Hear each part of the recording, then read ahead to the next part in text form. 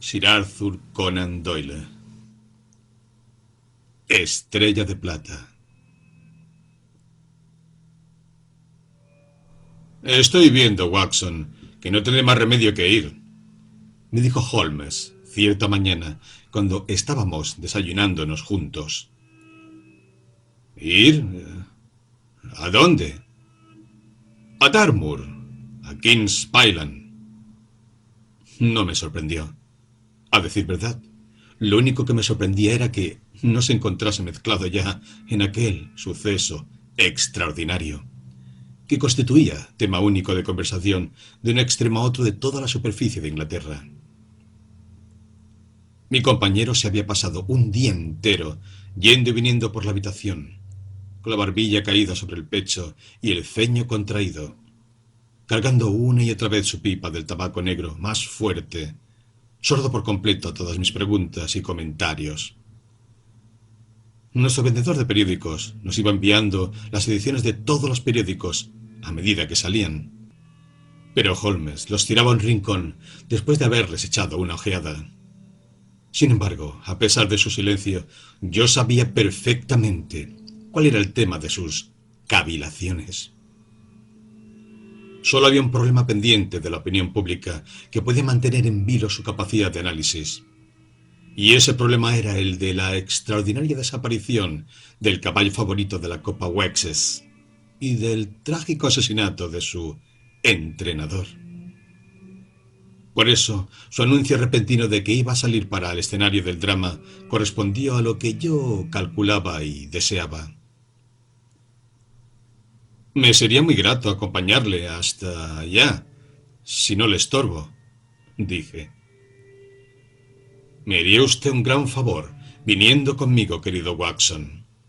Y opino que no malgastará su tiempo, porque este suceso presenta algunas características que prometen ser únicas. Creo que disponemos del tiempo justo para tomar nuestro tren en la estación de Paddington. Durante el viaje entraré en más detalles del asunto. Me haría usted un favor llevando sus magníficos gemelos de campo. Así fue como me encontré yo, una hora más tarde, en el rincón de un coche de primera clase, en camino hacia Exeter, a toda velocidad, mientras Sherlock Holmes, con su cara angulosa y ávida, enmarcada por una gorra de viaje con orejeras, se chapuzaba rápidamente, uno tras otro, en el paquete de periódicos recién puestos a la venta que había comprado en Paddington. Habíamos dejado ya muy atrás a Reading, cuando tiró el último de todos debajo del asiento y me ofreció su petaca. «Llevamos buena marcha», dijo, mirando por la ventanilla y fijándose en su reloj. «En este momento marchamos a 53 millas y media por hora». «No me he fijado en los postes que marcan los cuartos de milla», le contesté. «Ni yo tampoco. Pero en esta línea los del telégrafo están espaciados a 60 yardas el uno del otro, y el cálculo es sencillo. Habrá leído ya usted algo, me imagino, sobre ese asunto del asesinato de John Straker y de la desaparición de Silver Blaze». «He leído lo que dicen el Telegraph y el Chronicle».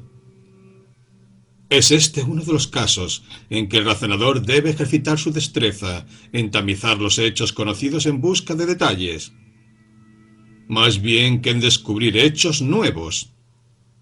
Ha sido esta una tragedia tan fuera de lo corriente, tan completa y de tanta importancia personal para muchísima gente, que nos vemos sufriendo de plétora de inferencias, conjeturas e hipótesis. Lo difícil aquí es desprender el esqueleto de los hechos absolutos e indiscutibles, de todo lo que no son sino arrequibes de teorizantes y de reporteros.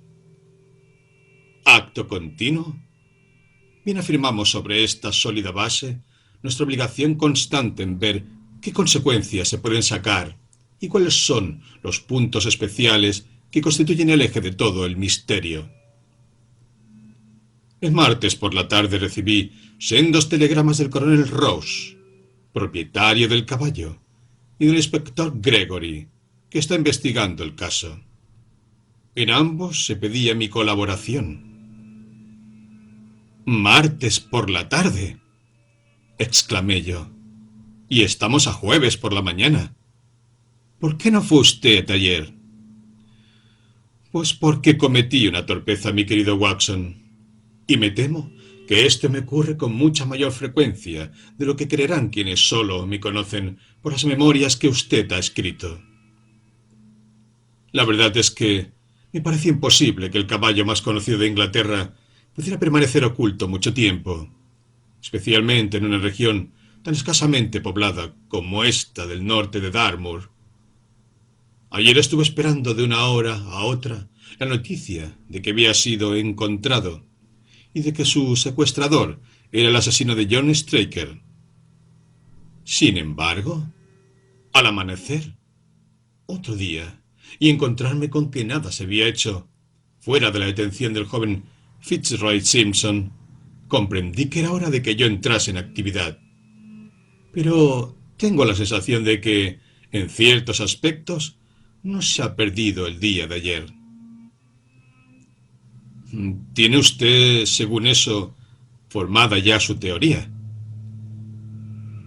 Tengo por lo menos dentro del puño los hechos esenciales de este asunto. Voy a enumerárselos. No hay nada que aclare tanto un caso como el exponérselo a otra persona. Y si he de contar con la cooperación de usted, debo por fuerza señalarle qué posición nos sirve de punto de partida. Me arrellané sobre los cojines del asiento, dando chupadas a mi cigarro, mientras que Holmes, con el busto adelantado y marcando con su largo y delgado dedo índice sobre la planta de la mano los puntos que me detallaba, me esbozó los hechos que habían motivado nuestro viaje. «Silver Blaze», me dijo, «lleva sangre de ese nombre, y su historial en las pistas es tan lúcido como el de su famoso antepasado. Está en sus 5 años de edad y ha ido ganando sucesivamente todos los premios de carreras para su afortunado propietario, el coronel Ross.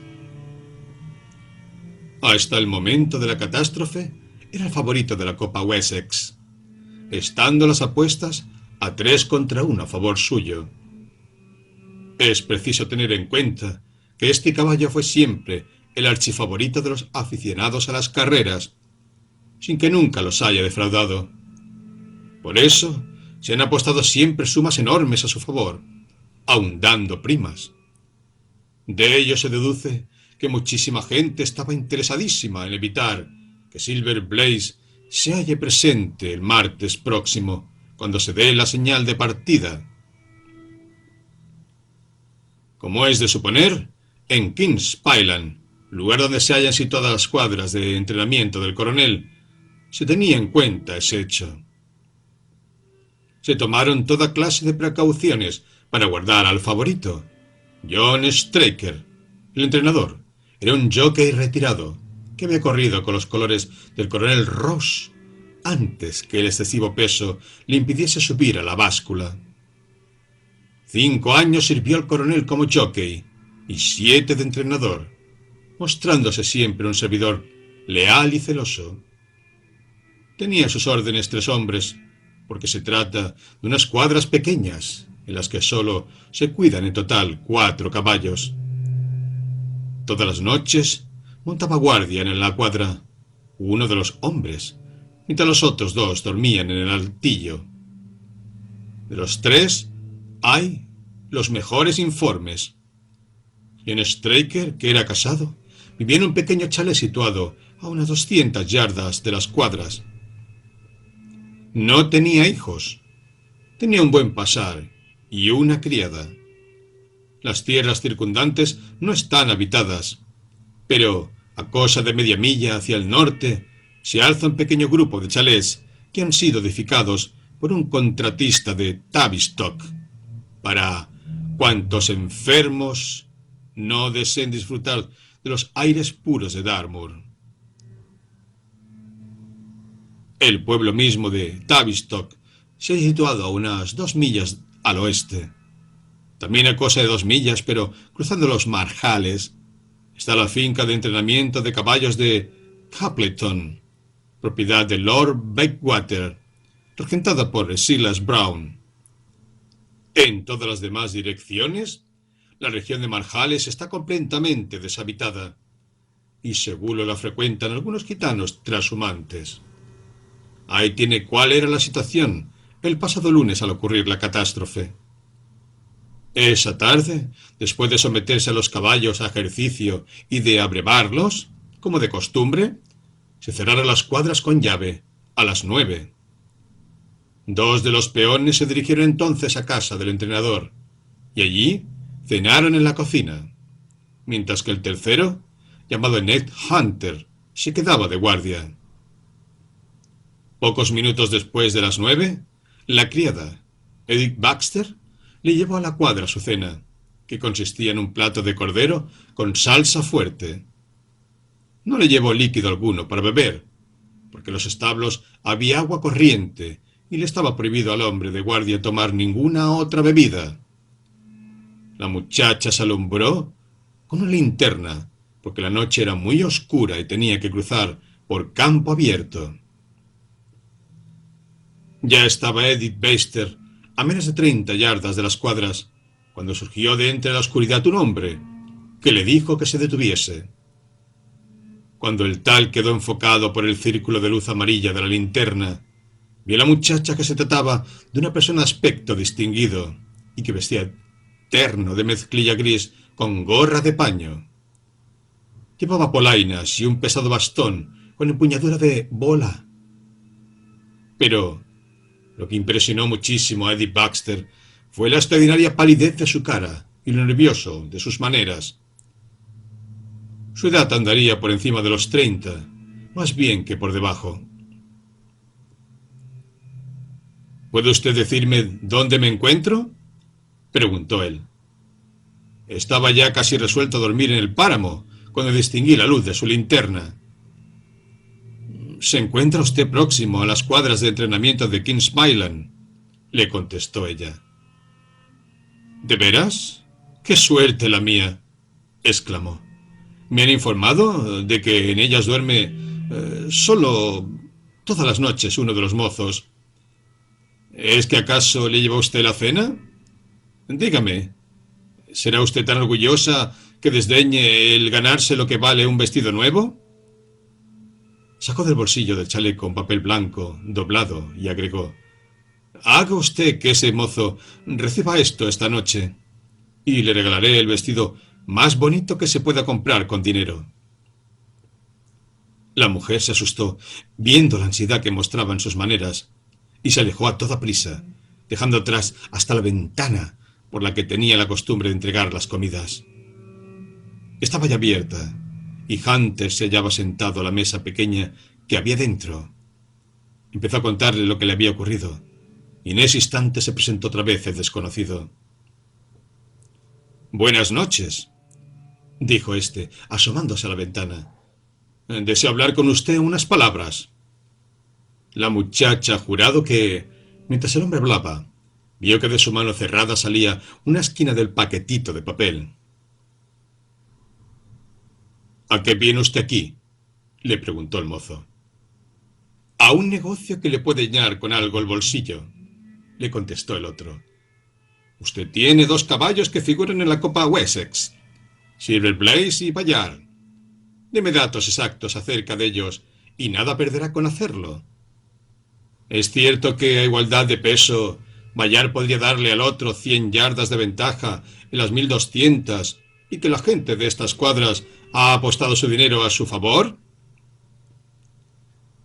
«De modo que es usted uno de esos condenados individuos que venden informes para las carreras», exclamó el mozo de cuadra. «Le voy a enseñar de qué manera le servimos en Kings Pyland». Se puso en pie y echó a correr hacia donde estaba el perro para soltarlo. La muchacha escapó a la casa, pero durante su carrera se volvió para mirar y vio que el desconocido estaba apoyado en la ventana. Sin embargo, un instante después, cuando Hunter salió corriendo con el perro sabueso, el desconocido ya no estaba allí, y aunque el mozo de cuadra corrió alrededor de los edificios, no logró descubrir rastro alguno del mismo. «Un momento», dije yo.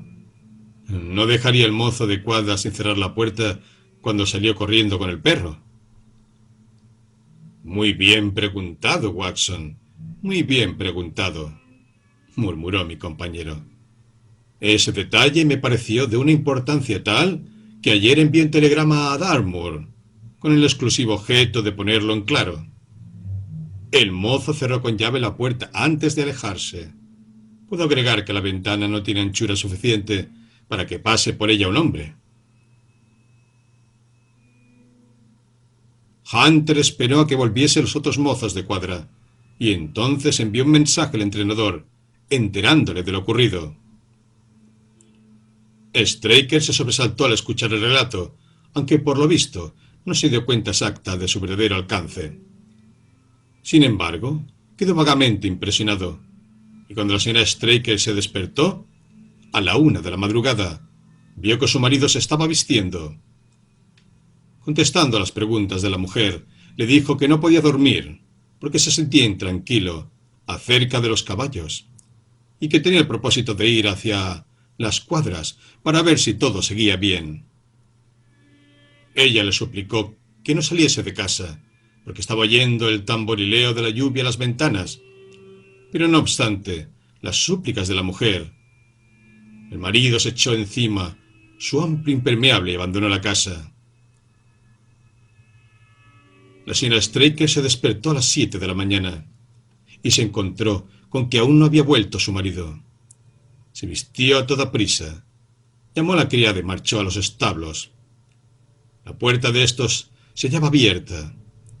En el interior, todo hecho un ovillo, se hallaba Hunter en su sillón, sumido en un estado de absoluto atontamiento. El establo del caballo favorito se hallaba vacío, y no había rastro alguno del entrenador. Los dos mozos de cuadra que dormían en el altillo de la paja, encima del cuarto de los atalajes, se levantaron rápidamente. Nada habían oído durante la noche, porque ambos tienen el sueño profundo. Era evidente que Hunter sufría los efectos de algún estupefaciente enérgico. Y, como no se logró que razonase, le dejaron dormir hasta que la droga perdiese fuerza, mientras los dos mozos y las dos mujeres salían corriendo a la busca de los que faltaban. Aún les quedaban esperanzas de que, por una razón o por otra, el entrenador hubiese sacado al caballo para un entrenamiento de primera hora. Pero al subir a una pequeña colina próxima a la casa, desde la que se abarcaba con la vista a los páramos próximos, no solamente no distinguieron por parte alguna el caballo favorito, sino que vieron algo que fue para ellos como una advertencia de que se hallaban en presencia de una tragedia. A cosa de un cuarto de milla de las cuadras, el impermeable de Job Straker aleteaba encima de una mata de aliagas. Al otro lado de las aliagas, el páramo formaba una depresión a modo de cuenco, y en el fondo de ella fue encontrado el cadáver del desdichado entrenador. Tenía la cabeza destrozada por un golpe salvaje dado con algún instrumento pesado, presentando además una herida en el muslo, herida cuyo corte largo y limpio había sido evidentemente infligida con algún instrumento muy cortante.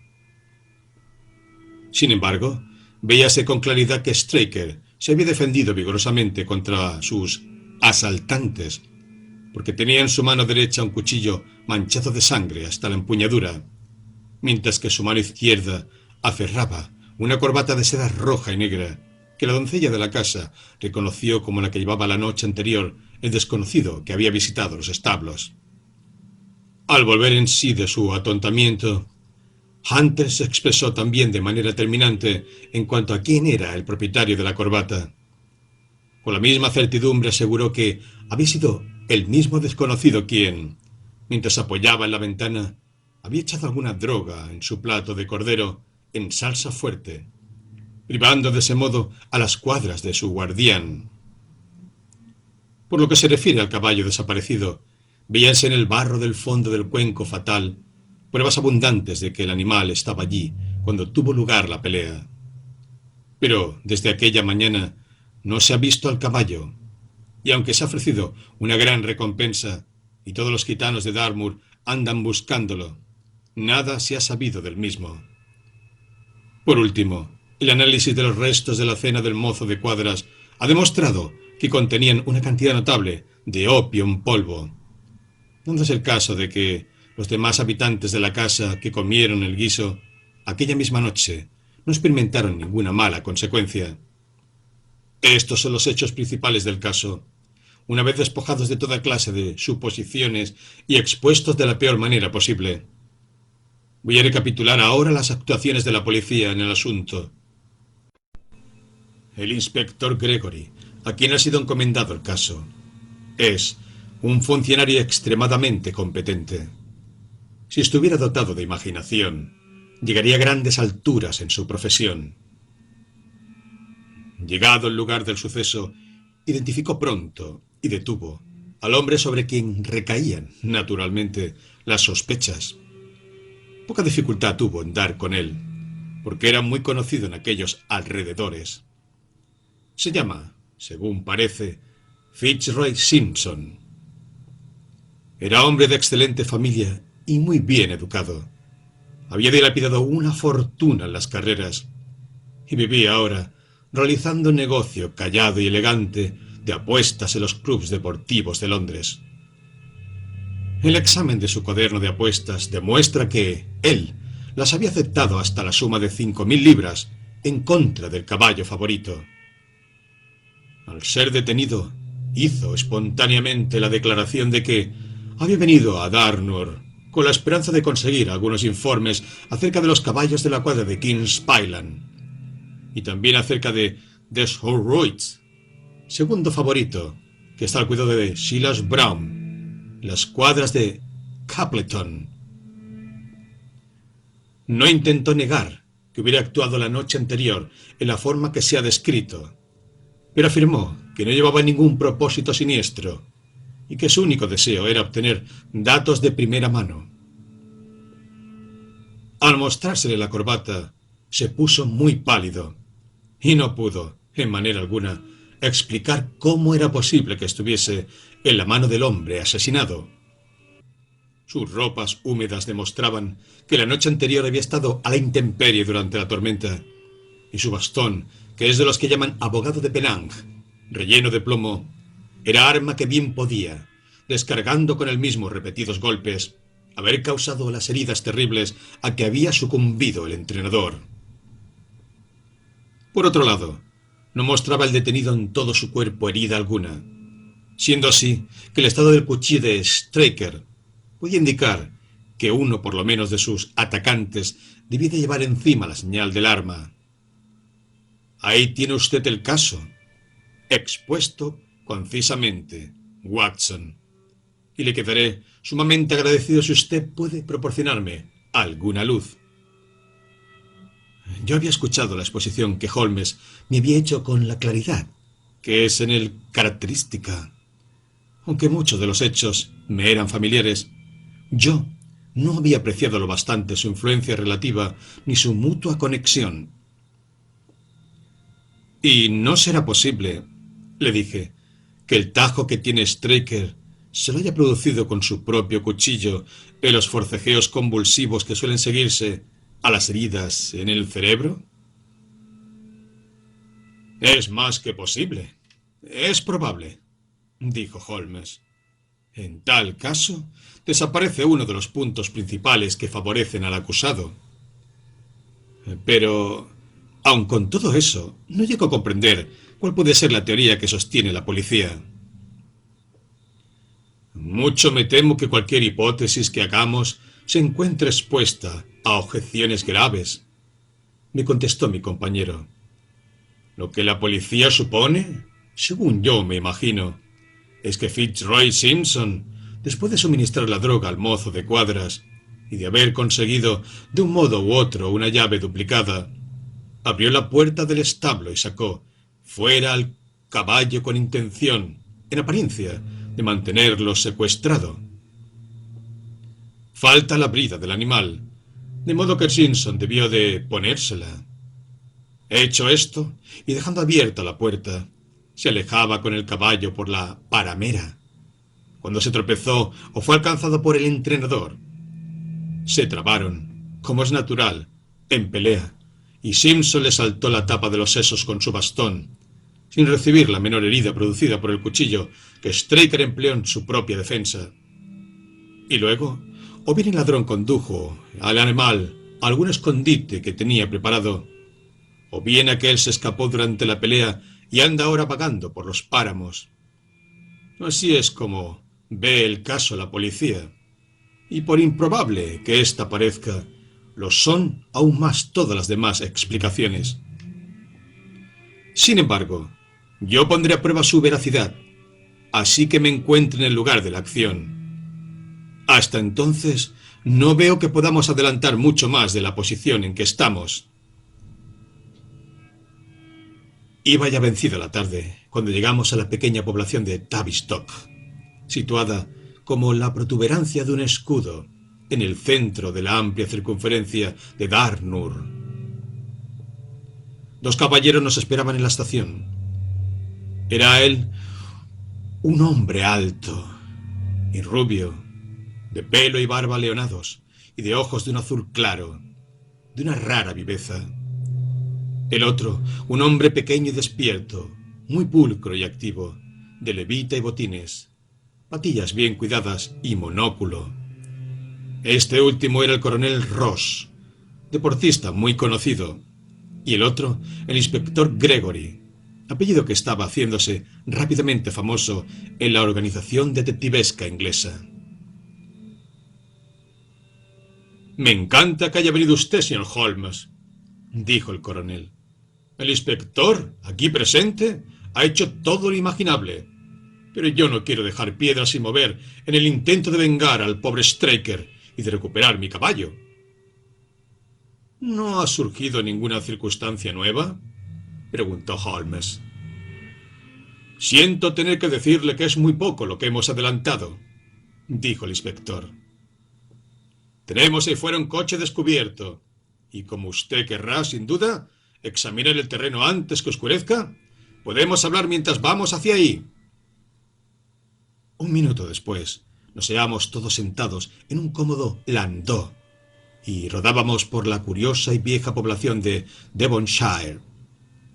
El inspector Gregory estaba pletórico de datos y fue soltando un chorro de observaciones que Holmes interrumpía de cuando en cuando con una pregunta o con una exclamación. El coronel Ross iba recostado en su asiento, con el sombrero echado hacia adelante, y yo escuchaba con interés el diálogo de los dos detectives. Gregory formulaba su teoría, que coincidía casi exactamente con la que Holmes había predicho en el tren. «La red se va cerrando fuertemente en torno de Fitzroy Simpson», dijo a modo de comentario. «Y yo creo que él es nuestro hombre. No dejo por eso de reconocer que se trata de pruebas puramente circunstanciales y que puede surgir cualquier nuevo descubrimiento que eche todo por tierra». «¿Y qué me dice del cuchillo de Straker?» «Hemos llegado a la conclusión de que se hirió él mismo al caer. Eso me sugirió mi amigo, el doctor Watson, cuando veníamos. De ser así, influiría en contra de Simpson». «Sin duda alguna. A él no se le ha encontrado ni cuchillo ni herida alguna. Las pruebas de su culpabilidad son sin duda muy fuertes. Tiene gran interés en la desaparición del favorito. Le cae sobre él la sospecha de haber narcotizado al mozo de cuadra. No hay duda de que anduvo a la intemperie durante la tormenta. Iba armado de un pesado bastón y se encontró su corbata en las manos del muerto. La verdad es que creo que poseemos material suficiente para presentarnos ante un jurado». Holmes movió negativamente la cabeza y dijo: «Un defensor hábil lo haría todo pedazos. ¿Para qué iba a sacar el caballo del establo? Si pretendía algún daño, ¿Por qué no lo iba a hacer allí mismo? ¿Se le ha encontrado una llave duplicada? ¿Qué farmacéutico le vendió el opio en polvo? Sobre todo, ¿en qué sitio pudo esconder un caballo como este? Él, forastero en esta región. ¿Qué explicación ha dado acerca del papel que deseaba que la doncella hiciese llegar al mozo de cuadra? Asegura que se trataba de un billete de 10 libras. Se le encontró en el billetero uno de esa suma. Pero las demás objeciones que usted hace no son tan formidables como parecen. Ese hombre no es ajeno a la región. Se ha hospedado por 2 veces en Tavistock durante el verano. El opio se lo trajo, probablemente de Londres. La llave, una vez que le sirvió para sus propósitos, la tiraría lejos. Quizás se encuentre el caballo en el fondo de alguno de los antiguos pozos de mina que hay en el páramo. ¿Y qué me dice a propósito de la corbata? Confiesa que es suya y afirma que la perdió. Pero ha surgido en el caso un factor nuevo, que quizá explique el que sacara al caballo del establo. Holmes aguzó los oídos. Hemos encontrado huellas que demuestran que la noche del lunes acampó una cuadrilla de gitanos a una milla del sitio en donde tuvo lugar el asesinato. Los gitanos habían desaparecido el martes. Ahora bien, partiendo del supuesto de que entre los gitanos y Simpson exista alguna clase de concierto, ¿no podría ser que cuando fue alcanzado llevase el caballo a los gitanos? ¿Y no podría ser que lo tuviesen estos? Desde luego que cabe en lo posible. Se está explorando el páramo en busca de estos gitanos. He hecho revisar también todas las cuadras y edificios aislados en Tavistock, en un radio de 10 millas. Tengo entendido que muy cerca de allí hay otras cuadras de entrenamiento. Sí, y es ese un factor que no debemos menospreciar en modo alguno. Como su caballo, Desborough, es el segundo en las apuestas, tienen interés en la desaparición del favorito. Se sabe que Silas Brown, el entrenador, lleva apostadas importantes cantidades en la prueba, y no era ni mucho menos amigo del pobre Straker. Sin embargo, hemos registrado las cuadras sin encontrar nada que pueda relacionarlo con los sucesos. Tampoco se ha descubierto nada que relacione a este Simpson con los intereses de las cuadras de Capleton. Absolutamente nada. Holmes se recostó en el respaldo y la conversación cesó. Unos minutos después nuestro cochero hizo alto junto a un lindo chalet de ladrillo rojo, de aleros salientes, que se alzaba junto a la carretera.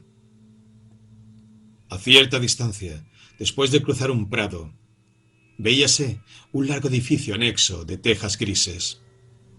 En todas las demás direcciones, el páramo, de suaves ondulaciones y bronceado por los helechos en trance de mustiarse, dilatábase hasta la línea del horizonte, sin más interrupción que los campanarios de Tavistock y un racimo de casas, allá, hacia el oeste, que señalaba la situación de las cuadras de Capleton. Saltamos todos fuera del coche, a excepción de Holmes, que siguió recostado, con la mirada fija en el cielo que tenía delante, completamente absorto en sus pensamientos. Solo cuando yo le toqué en el brazo, dio un violento respingo y se apeó. «Perdone», dijo, volviéndose hacia el coronel Ross, que se había quedado mirándole, algo sorprendido. «Estaba soñando despierto». Había en sus ojos cierto brillo, y en sus maneras una contenida excitación que me convencieron, acostumbrado como estaba yo a sus actitudes, de que se había puesto sobre alguna pista, aunque no podía imaginar si la habría alcanzado. «Quizá prefiere usted, señor Holmes, seguir directamente hasta la escena del crimen», dijo Gregory. «Opto por quedarme unos momentos más aquí mismo y abordar una o dos cuestiones de detalle. Supongo que traerían aquí a Straker, ¿verdad?» «Sí, su cadáver está en el piso de arriba. Mañana tendrá lugar la investigación judicial». Llevaba algunos años a su servicio. ¿No es cierto, coronel Ross? ¿Siempre viene él a un excelente servidor? Dígame, inspector. Hay en ustedes, me imagino, un inventario de todo cuanto tenía en los bolsillos al morir, ¿verdad? Si desea ver lo que se le encontró, tengo los objetos en el cuarto de estar. Me gustaría mucho. Entramos en fila en la habitación delantera y tomamos asiento en torno a una mesa central, redonda, mientras el inspector abría con llave un cofre cuadrado de metal y colocaba delante de nosotros un montoncito de objetos. Había una caja de cerillas Vestas, un cabo de 2 pulgadas de vela de sebo, una pipa ADP, de raíz de eglantina, una tabaquera de piel de foca que contenía media onza de Cavendish en hebra larga, un reloj de plata con cadena de oro, un lapicero de aluminio, algunos papeles y un cuchillo de mango de marfil y hoja finísima, recta, con la marca Weiss & Company, Londres. Este es un cuchillo muy especial, dijo Holmes, cogiéndolo y examinándolo minuciosamente. Como advierto en él manchas de sangre, supongo que se trata del que se encontró en la mano del difunto. Watson, con seguridad que este cuchillo es de los de su profesión. Es de la clase que llamamos para cataratas, le contesté. Eso me pareció. Una hoja muy fina destinada a un trabajo muy delicado. Artefacto raro para ser llevado por un hombre que había salido a una expedición peligrosa, especialmente porque no podía meterlo cerrado en el bolsillo. La punta estaba defendida por un disco de corcho, que fue hallado junto al cadáver, dijo el inspector. La viuda nos dijo que el cuchillo llevaba ya varios días encima de la mesa del tocador y que lo cogió al salir de la habitación. Como arma, valía poca cosa, pero fue quizá lo mejor de que pudo echar mano en ese momento. Es muy posible. ¿Y qué papeles son esos? 3 de ellos son cuentas de vendedores de heno, con su recibí. Otro es una carta con instrucciones del coronel Ross. Y este otro es una factura de un modista por valor de 37 libras y 15 chelines, extendida por Madame Le Sourier, de Bond Street, a nombre de William Derbyshire. La señora Straker nos ha informado de que el tal Derbyshire era un amigo de su marido y que a veces le dirigían aquí las cartas. Esta Madame Derbyshire era mujer de gustos algo caros, comentó Holmes, mirando de arriba abajo la cuenta. 22 guineas es un precio bastante elevado para un solo vestido. Por lo visto, ya no hay nada más que ver aquí, y podemos marchar hasta el lugar del crimen. Cuando salíamos del cuarto de estar, se adelantó una mujer que había estado esperando en el pasillo, y puso su mano sobre la manga del inspector. Tenía el rostro macilento, delgado, ojeroso, con el sello de un espanto reciente. ¿Les han echado ustedes ya la mano? ¿Los han descubierto ustedes? Exclamó jadeante. No, señora Straker, pero Sir Holmes, aquí presente, ha venido de Londres para ayudarnos, y haremos todo cuanto esté a nuestro alcance. Holmes dijo: Señora Straker, estoy seguro de haber sido presentado a usted hará algún tiempo en Plymouth, durante una garden party. No, señor, está usted equivocado. Válgame Dios, pues yo lo habría jurado. Llevaba usted un vestido de seda color tórtola, con guarniciones de pluma de avestruz. En mi vida he usado un vestido así, contestó la señora. Entonces, ya no cabe duda, dijo Holmes. Se disculpó y salió de la casa del inspector. Un corto paseo a través del páramo nos llevó a la hondonada en que fue hallado el cadáver. Las aliagas de las que había sido colgado el impermeable se llevan al borde mismo del hoyo. Tengo entendido que esa noche no hacía viento, dijo Holmes. En absoluto, pero llovía fuerte. En ese caso, el impermeable no fue arrastrado por el viento, sino colocado ahí deliberadamente. Sí, estaba extendido sobre las aliagas. Eso me interesa vivamente. Veo que el suelo está lleno de huellas. Sin duda, que habrán pasado por aquí muchos pies desde la noche del lunes.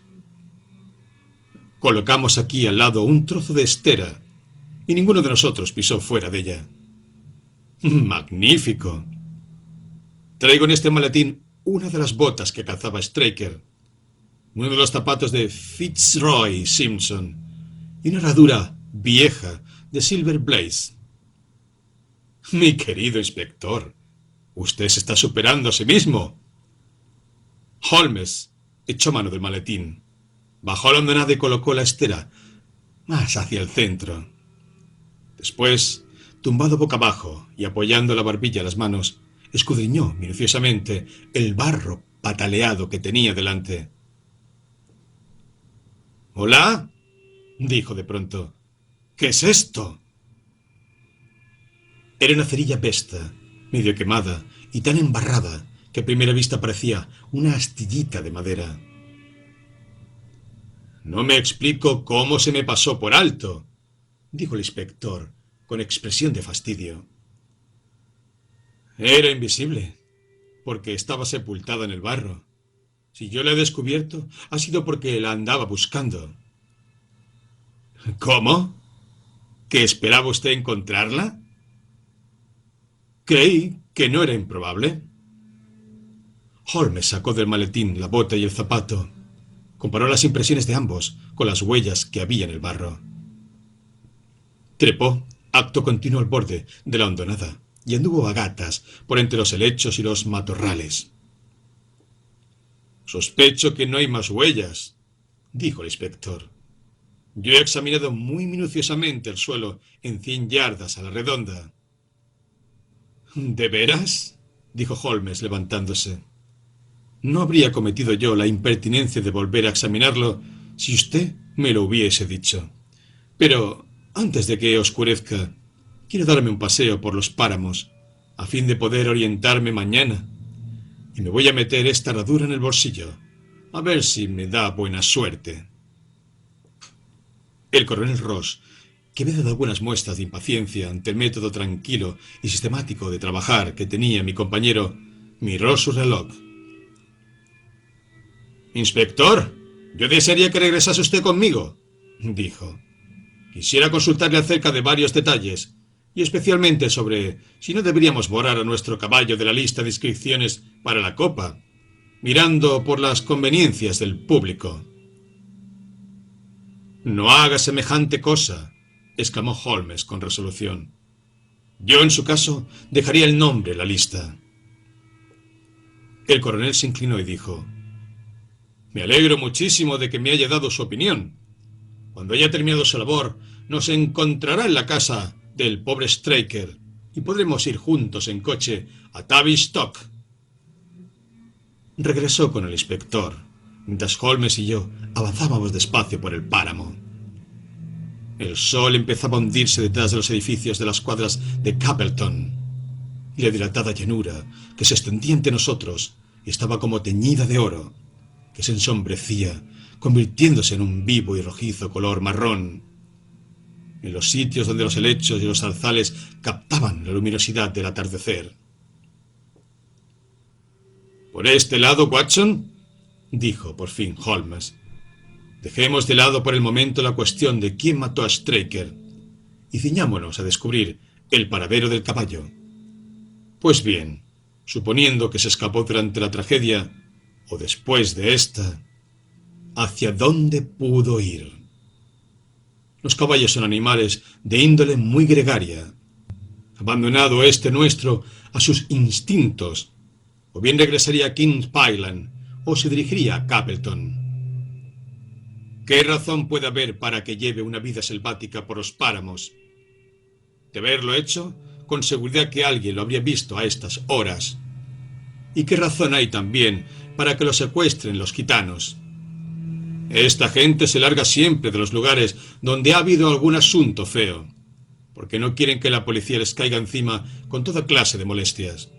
Ni por asomos podían pensar en vender un caballo como este.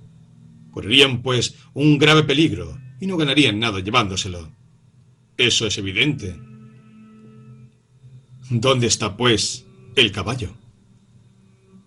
¿He dicho ya que con seguridad marchó a Kings Pyland o Capleton? Al no estar en Kings Pyland, tiene que estar en Capleton. Tomemos esto como hipótesis de trabajo y veamos a dónde nos lleva en esta parte del páramo. Según hizo notar el inspector, el suelo es muy duro y seco, pero forma pendiente en dirección a Capleton, y desde aquí mismo se distingue que hay, allá lejos, una hondonada alargada, que quizá estaba muy húmeda la noche del lunes. Si nuestra hipótesis es correcta, el caballo tuvo que cruzar esa hondonada, y es en esta donde debemos buscar sus huellas. Mientras hablábamos, habíamos ido caminando a buen paso, y solo invertimos algunos minutos en llegar a la hondonada en cuestión. Yo, a petición de Holmes, tiré hacia la derecha, siguiendo el talud, y él tiró hacia la izquierda. No había andado yo 50 pasos cuando le oí lanzar un grito, y vi que me llamaba con la mano. Las huellas del caballo se dibujaban con claridad en la tierra blanduzca que él tenía delante, y la herradura que sacó del bolsillo ajustaba exactamente en ellas. «Ve usted qué valor tiene la imaginación», me dijo Holmes. «Es la única cualidad que le falta a Gregory. Nosotros nos imaginamos lo que pudo haber ocurrido. Hemos actuado siguiendo esa suposición, y resultó que estábamos en lo cierto. Sigamos adelante». Cruzamos el fondo pantanoso y entramos en un espacio de 1/4 de milla de césped seco y duro. Otra vez el terreno descendió en declive, y otra vez tropezamos con las huellas. Perdimos estas por espacio de media milla, pero fue para volver a encontrarlas muy cerca ya de Capleton. El primero en verlas fue Holmes, y se detuvo para señalármelas con expresión de triunfo en el rostro.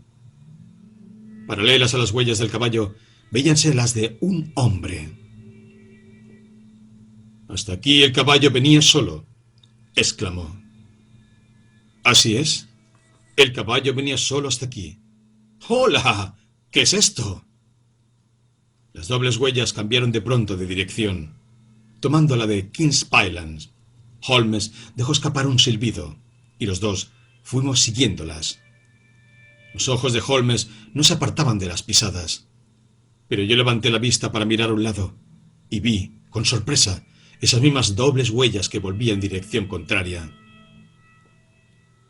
«Un tanto para usted, Watson», dijo Holmes, cuando yo le hice ver aquello. «Nos ha ahorrado una larga caminata que nos habría traído de vuelta sobre nuestros propios pasos. Sigamos esta huella de retorno». No tuvimos que andar mucho. La doble huella terminaba en la calzada de asfalto que conducía a las puertas exteriores de las cuadras de Capleton. Al acercarnos, salió corriendo de las mismas un mozo de cuadra. «Aquí no queremos ociosos», nos dijo. «Solo deseo hacer una pregunta», dijo Holmes, metiendo en el bolsillo del chaleco los dedos índice y pulgar. «¿Será demasiado temprano para que hablemos con tu jefe, el señor Silas Brown? Si acaso venimos mañana a las 5 de la mañana». «¡Válgame Dios, caballero! Si alguno anda a esa hora por aquí, será él, porque es siempre el primero en levantarse. Pero ahí lo tiene usted precisamente, y él podrá darle en persona la respuesta. De ninguna manera, señor, de ninguna manera. Me jugaría el puesto si él me ve recibir dinero de usted. Si lo desea, démelo más tarde». En el momento en que Sherlock Holmes metió de nuevo en el bolsillo la media corona que había sacado del mismo, avanzó desde la puerta un hombre entrado en años y de expresión violenta, que empuñaba en la mano un látigo de caza. «¿Qué pasa, Dawson?», gritó. «No quiero chismorreos. Vete a tu obligación». «Ustedes. ¿Qué diablos quieren ustedes por acá?»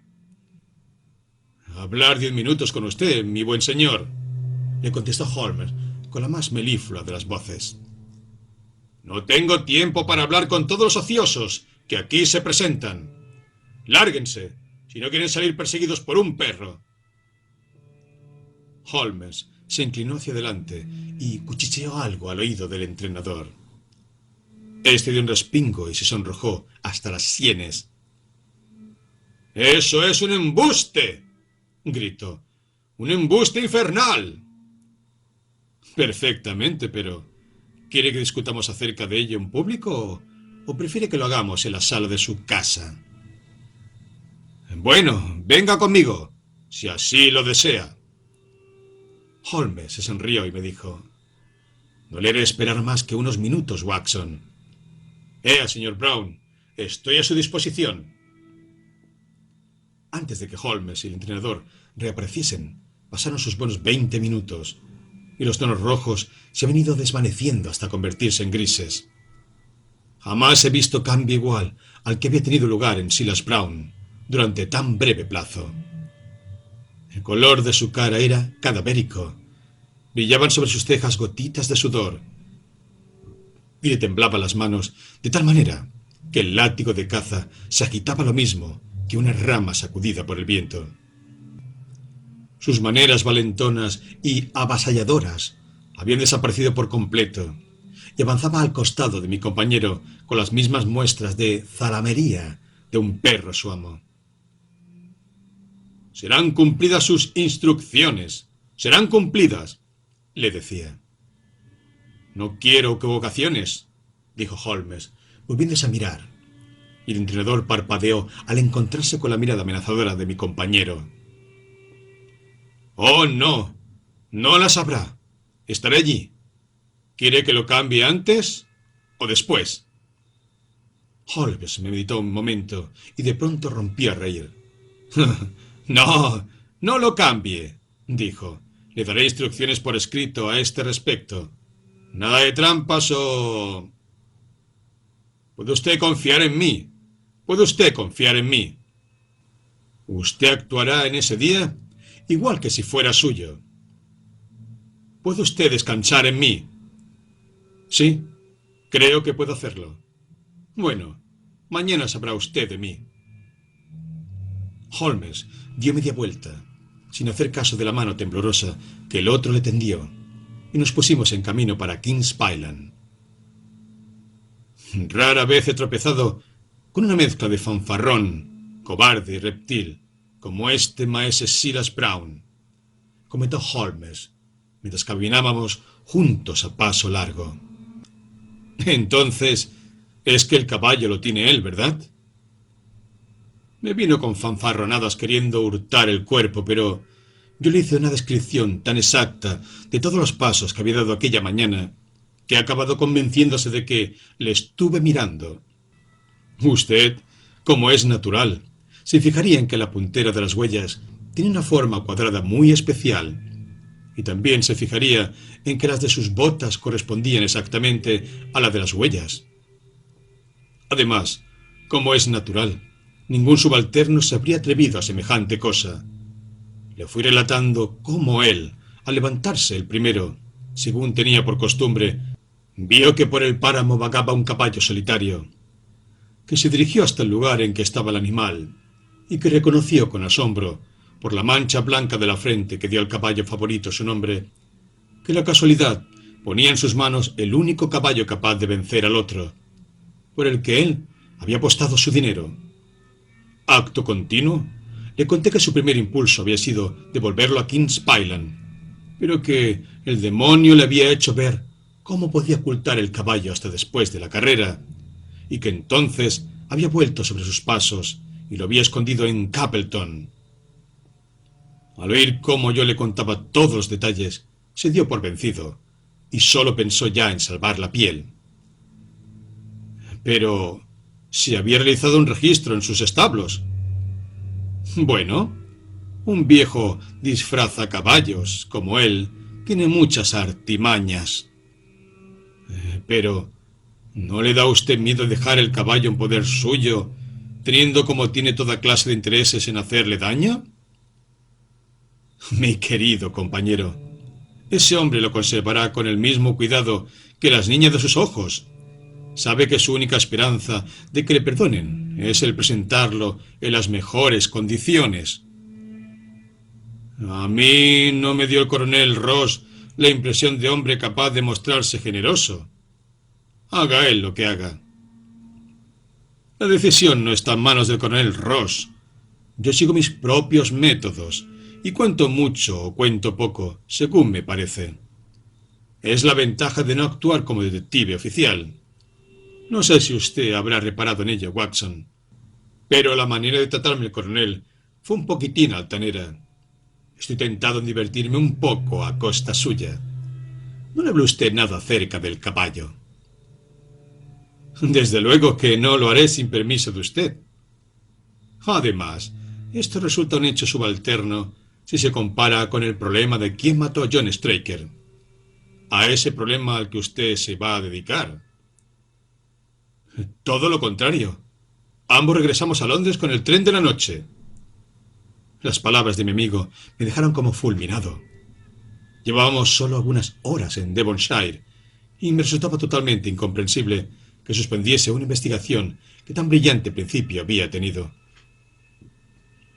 Ni una sola palabra más conseguí sacarle hasta que estuvimos de regreso en casa del entrenador. El coronel y el inspector nos esperaban en la sala. Mi amigo y yo regresamos a la capital con el expreso de medianoche, dijo Holmes. Hemos podido respirar durante un rato el encanto de sus magníficos aires de Dartmoor. El inspector puso tamaño ojos. El coronel torció desdeñosamente el labio. Veo que usted desespera de poder detener el asesino del pobre Straker, dijo el coronel.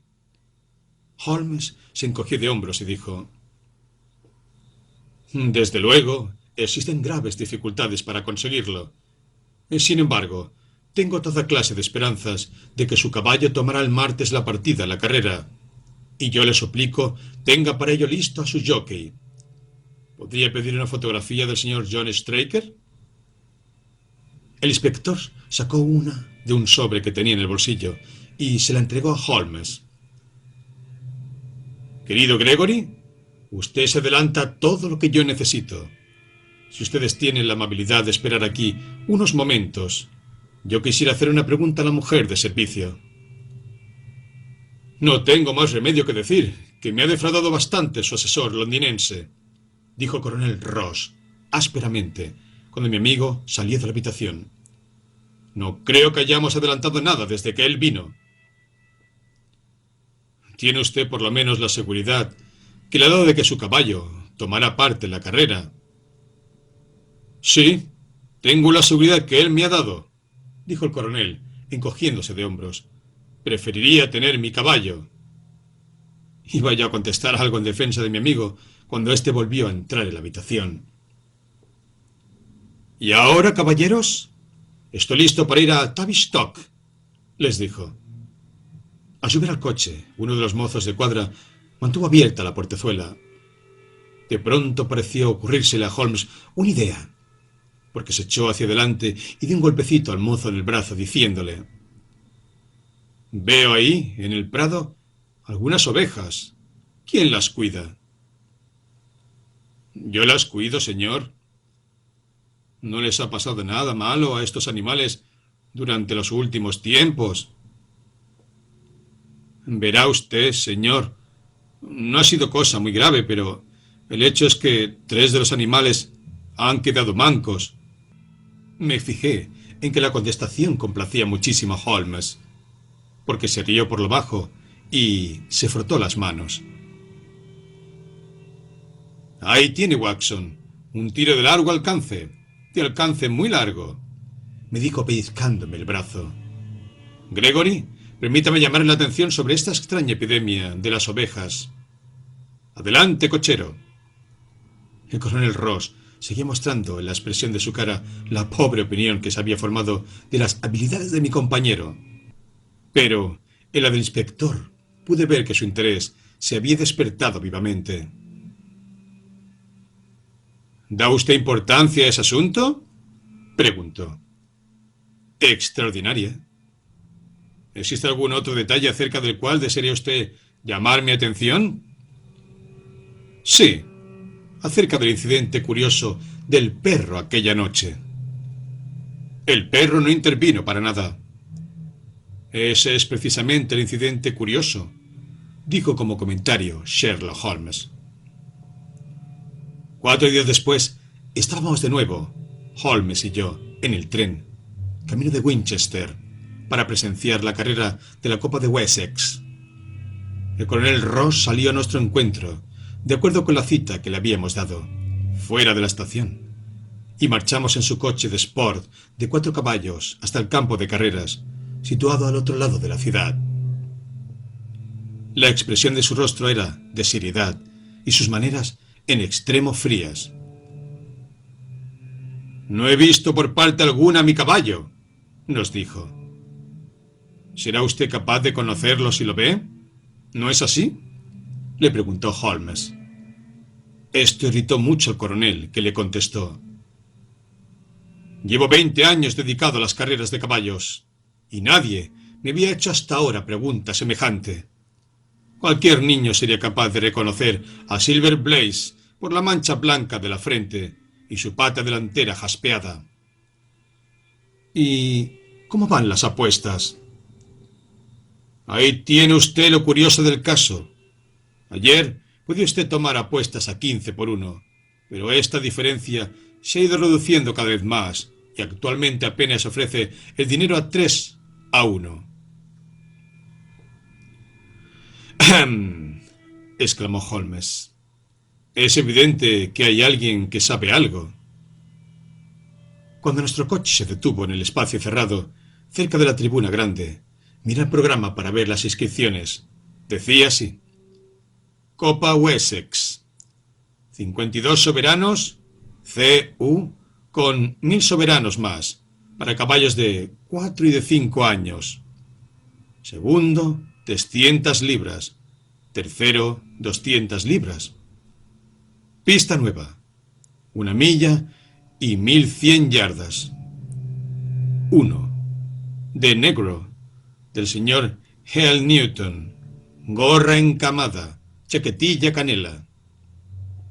2. Pugilist, del coronel Wardlaw, gorra rosa, chaquetilla azul y negra. 3. Desborlough, de Lord Blackwater, gorra amarilla y mangas idem. 4. Silver Blaze, del coronel Ross, gorra negra y chaquetilla roja. 5. Iris, del duque de Balmoral, franjas amarillas y negras. 6. Rasper, de Lord Singleford, gorra púrpura y mangas negras. Borramos al otro caballo nuestro y hemos puesto todas nuestras esperanzas en la palabra de usted, dijo el coronel. ¿Cómo? ¿Qué ocurre? ¿Silver Blaze favorito? 5 a 4 contra Silver Blaze, bramaba el ring. 5 a 4 contra Silver Blaze. 15 a 5 contra Desborough. 5 a 4 por cualquiera de los demás. «Ya han levantado los números», exclamé. «Figuran allí los 6». «¿Los 6? Entonces es que mi caballo corre», exclamó el coronel, presa de gran excitación. «Pero yo no lo veo. Mis colores no han pasado». «Solo han pasado hasta ahora 5 caballos. Será ese que viene ahí». Mientras yo hablaba, salió del pesaje un fuerte caballo payo y cruzó por delante de nosotros al trotecito, llevando a sus espaldas los bien conocidos colores negro y rojo del coronel. «¡Ese no es mi caballo!», gritó el propietario. «Ese animal no tiene en el cuerpo un solo cabello blanco. ¿Qué es lo que usted ha hecho, señor Holmes?». Bueno, vamos a ver cómo se porta», contestó mi amigo imperturbable. Estuve mirando al animal durante algunos minutos con mis gemelos de campo. De pronto gritó: ¡Estupendo! ¡Magnífico arranque! Ahí los tenemos, doblando la curva. Desde nuestro coche de sport los divisamos de manera magnífica cuando avanzaban por la recta. Los 6 caballos marchaban tan juntos y apareados que habría bastado una alfombra para cubrirlos a todos. Pero en mitad de la recta, la saeta de Desborough perdió su fuerza, y el caballo del coronel, surgiendo al frente al galope, cruzó el poste de llegada, a unos 6 cuerpos delante de su rival. Mientras que Iris, del duque de Balmoral, llegaba tercero, muy rezagado. «Sea como sea, la carrera es mía», jadeó el coronel, pasándose la mano por los ojos. «Confieso que no le veo el asunto, ni pies ni cabeza. ¿No le parece, señor Holmes, que es hora ya de que usted desvele su misterio?» «Desde luego, coronel. Lo sabrá usted todo. Vamos juntos a echar un vistazo al caballo». «Aquí lo tenemos», agregó cuando penetrábamos en el pesaje, recinto al que solo tienen acceso los propietarios y sus amigos. «No tiene usted sino lavar la cara y la pata con alcohol vínico, y verá cómo se trata del mismo querido Silver Blaze de siempre». «Me deja usted sin aliento». «Me lo encontré en poder de un simulador, y me tomé la libertad de hacerle correr tal y como me fue enviado». «Mi querido señor, ha hecho usted prodigios. El aspecto del caballo es muy bueno. En su vida corrió mejor. Le debo a usted 1000 excusas por haber puesto en duda su habilidad. Me ha hecho un gran favor recuperando mi caballo. Me lo haría usted todavía mayor si pudiera echarle el guante al asesino de John Straker». «¿Lo hice ya?», contestó con tranquilidad Holmes. El coronel y yo le miramos atónitos. ¿Que le ha echado usted el guante? ¿Y dónde está? Está aquí. ¿Aquí? ¿Dónde? En este instante está en mi compañía. El coronel se puso colorado e irritado y dijo: «Señor Holmes, confieso cumplidamente que he contraído obligaciones con usted, pero eso que ha dicho tengo que mirarlo, o como un mal chiste, o como un insulto». Sherlock Holmes se echó a reír y contestó: «Coronel, le aseguro que en modo alguno he asociado el nombre de usted con el crimen. El verdadero asesino está detrás mismo de usted». Holmes avanzó y puso su mano sobre el reluciente cuello del pura sangre. «¡El caballo!», exclamamos a una el coronel y yo. «Sí, el caballo». Quizá minore su culpabilidad si les digo que lo hizo en defensa propia y que John Straker era un hombre totalmente indigno de la confianza de usted. Pero ahí suena la campana, y como yo me propongo ganar algún dinerillo en la próxima carrera, diferiré una explicación más extensa para otro momento más adecuado. Aquella noche, al regresar en tren a Londres, dispusimos del rincón de un pullman para nosotros solos. Creo que el viaje fue tan breve para el coronel Ross como para mí, porque lo pasamos escuchando el relato que nuestro compañero nos hizo de lo ocurrido en las cuadras de entrenamiento de Dartmoor el lunes por la noche, y de los medios de que se valió para aclararlo. «Confieso», nos dijo, «que todas las hipótesis que yo había formado a base de las noticias de los periódicos resultaron completamente equivocadas. Sin embargo, había en esos relatos determinadas indicaciones de no haber estado sobrecargadas con otros detalles que ocultaron su verdadero significado. Marché a Devonshire convencido de que Fitzroy Simpson era el verdadero culpable, aunque, como es natural, me daba cuenta de que las pruebas contra él no eran, ni mucho menos, completas. Mientras íbamos en coche y cuando ya estábamos a punto de llegar a la casa del entrenador, se me ocurrió de pronto lo inmensamente significativo del cordero en salsa fuerte. Quizá ustedes recuerden que yo estaba distraído y que me quedé sentado cuando ya ustedes se apeaban. En ese instante me asombraba en mi mente de que hubiera yo podido pasar por alto una pista tan clara. Pues yo, dijo el coronel, confieso que ni aun ahora comprendo en qué puede servirnos. Fue el primer eslabón de mi cadena de razonamientos. El opio en polvo no es en modo alguno sustancia insípida. Su sabor no es desagradable, pero sí perceptible. De verlo mezclado con cualquier otro plato, la persona que lo hubiese comido lo habría descubierto sin la menor duda, y es probable que no hubiese seguido comiendo. La salsa fuerte era exactamente el medio de disimular ese sabor. Este hombre desconocido, Fitzroy Simpson, no podía en modo alguno haber influido en la familia del entrenador para que se sirviese aquella noche esa clase de salsa, y llegaría a coincidencia monstruosa el suponer que ese hombre había ido, provisto de opio en polvo, la noche misma en que comían un plato capaz de disimular su sabor. Semejante caso no cabe en el pensamiento. Por consiguiente, Simpson queda eliminado del caso, y nuestra atención se centra sobre Straker y su esposa, que son las dos personas de cuya voluntad ha podido depender el que esa noche se haya cenado en aquella casa cordero con salsa fuerte. El opio fue echado después que se apartó la porción destinada al mozo de cuadra que hacía la guardia, porque los demás de la casa comieron el mismo plato sin que sufrieran las malas consecuencias.